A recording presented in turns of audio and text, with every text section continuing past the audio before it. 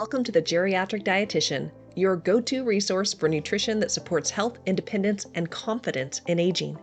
I'm your host, Katie Dodd, registered dietitian and geriatric nutrition expert. Let's dive in. Hello and welcome to the 15th episode of the Geriatric Dietitian Podcast, Missing Teeth, Dentures, and Chewing Difficulty in Older Adults. Now, in today's episode, we're going to continue our series on oral health in older adults by talking about missing teeth, dentures, and difficulty chewing. Now, one of the biggest myths about aging is that losing your teeth is a normal part of getting older.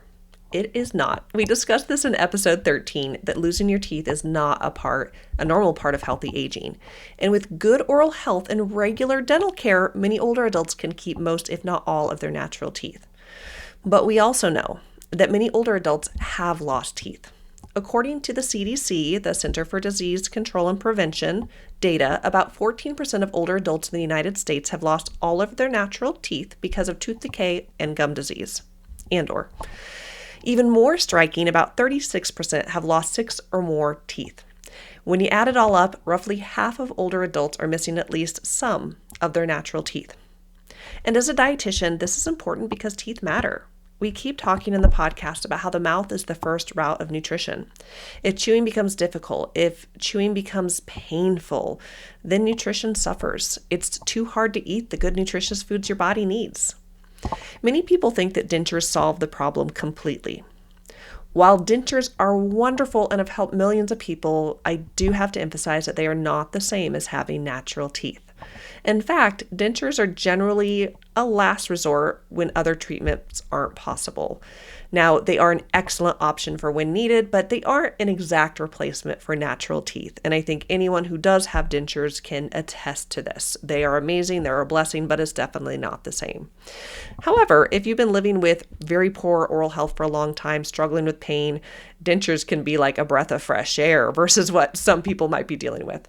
So, the other thing I want to add is that eating with dentures takes practice. It can feel uncomfortable. Food can sneak underneath them if you haven't really mastered the game of how to get a good seal on your dentures. It can also impact the way foods feel in your mouth, the way foods taste in your mouth, and chewing can still be challenging. Research has shown that individuals wearing full dentures only have about 1/4 to 1/5 of the bite strength of someone with natural teeth. That's a big difference. I'm going to repeat that little fact. So the bite force of dentures versus natural teeth. Dentures have about 1/4 to 1/5 of the bite force of natural teeth.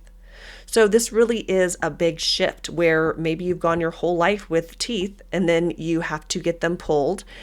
You heal, you get your dentures in, and you're like, whoa, this is not the same. It isn't the same. But again, it's still so much better than having nothing. So I think another thing that surprises people is that not everyone actually wears dentures while eating. Some older adults will actually remove them because they don't fit well, they're uncomfortable, or they're simply frustrated with them. Research has found that older adults who remove their dentures when eating have a poorer diet quality. I've often been amazed in working with older adults who don't wear dentures and are just eating with their gums. I'm often amazed with what people are able to eat. But there are certain foods like nuts or whole cuts of meat that really have to be avoided entirely if you don't have the ability to chew well.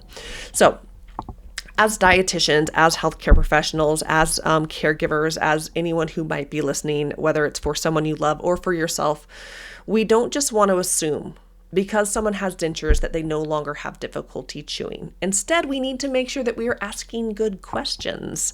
Questions like, are there any foods that you avoid because they're too hard to eat? That's often better than simply asking, do you have difficulty chewing? I actually mentioned this in the last podcast episode where sometimes you ask that question, someone says, no, it's not difficult. I've been dealing with this for a long time. I've figured it out. So someone may be avoiding steaks, nuts, raw vegetables, and apples for years, and they don't think it's a problem. It's just how they've adapted. Other signs of chewing difficulty include, pain, but also, avoiding those foods like the meats, the seeds, the other tougher foods, maybe grimacing while eating, mouth pain, or unintended weight loss because eating is being avoided. So when chewing becomes difficult, our goal isn't necessarily to eliminate healthy foods, right? It's not like, okay, well, let's not eat those foods anymore because you can't chew them. What we want to do is we want to make those foods easier to eat.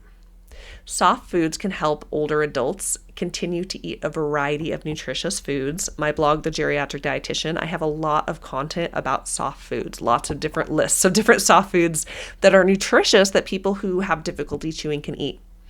For protein, options like cooked fish, eggs, tofu, tuna salad, egg salad are often easier to chew. You could also puree different foods, even like think of ground beef, a steak versus ground beef, even with a gravy on it. That's going to make it a lot easier to eat, chew, and consume.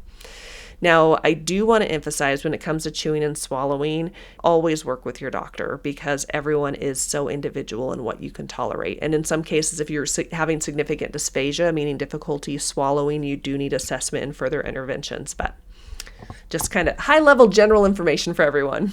Now, soups are another good option for softer foods to eat if you're having difficulty chewing. Soups can be packed with vegetables, beans, lentils, tender meats. Smoothies are another fantastic option because they allow someone to include fruits, vegetables, dairy, nuts, seeds, nut butters into an easy-to-consume meal. The key is to make sure you have a good, strong blender because if you put nuts or seeds into a blender that's not strong, it's not going to be fun. But having a good blender is going to be really beneficial. Other easy-to-chew foods include yogurt, cottage cheese, applesauce, well-cooked vegetables, canned fruit, pudding, oatmeal, other hot cereals, cream of wheat. The key is finding foods that work for yourself or the individual while still meeting nutritional needs. So I do want to share this before we wrap up because I do try to keep these episodes relatively short, but I just really want to emphasize that don't assume that someone is eating well just because they have dentures. Don't assume someone doesn't have chewing problems just because they answer no when you ask, because again, well, it's not a problem. We need to look a little deeper. We need to dive into more follow-up questions. We need to observe what's being eaten. Are there foods being avoided?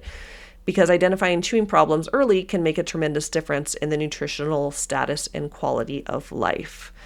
So if you want to learn more about nutrition and oral health, nutrition, like soft foods to eat, especially if you have dentures and are struggling, or maybe you are getting dentures and you're like, I need soft foods to eat, be sure to check out my website, The Geriatric Dietitian. I have on the right-hand side of, if you're on your desktop, on your computer, there's a whole category called soft foods. So I have a whole section of blog articles that I put out over the years with the soft food ideas. One other thing, actually, I do want to add before I wrap up this episode is really discussing dentures and how getting dentures can impact not just someone's nutrition, but even just an element of social, emotional, and mental health. So what I'm talking about here isn't someone who's had dentures forever and they're fine, they've got it down, but I'm talking about the person who maybe has to have their teeth removed. They need to get dentures. They've gone their entire life with regular teeth, and now they're having to make this transition. One piece that's not often talked about is how when you have your teeth removed, it changes the profile of your face. So, when we have teeth, it does give us, a few extra inches between the nose and the jaw, and it affects our profile. When teeth are removed, it actually does make the chin look a little smaller. It changes the way the face looks. Sometimes people might associate that look with maybe someone who does drugs and has lost their teeth, and someone can become embarrassed of how they look. Especially if they get dentures, they don't fit well, they are avoiding using them, they don't want them in their mouth, and now they're embarrassed about how they look because, I've gone my whole life looking this way. Now I look different and I feel embarrassed. So this can lead to someone becoming socially isolated, not going out, not wanting to, eat meals socially. We're social creatures. We eat more when we're together.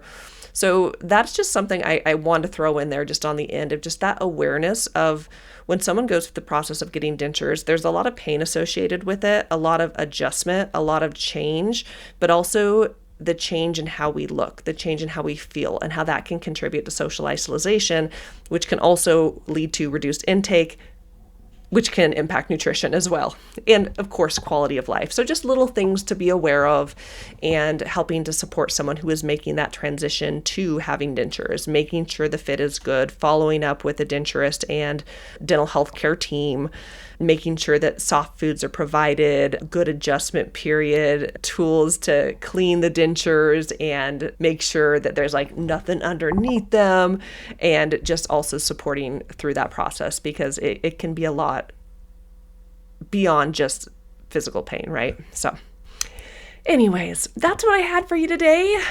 Thank you so much for listening to the Geriatric Dietitian Podcast. In our next episode, we're going to continue this conversation about oral health. So thanks so much for being here. Be sure to subscribe and refer the podcast to a friend. Want simple nutrition tips to support healthy aging? Download my free guide, 10 Essential Nutrition Tips for Healthy Aging, packed with practical ways to stay strong, nourished, and independent as you age. Grab your free copy in the show notes or visit thegeriatricdietitian.com.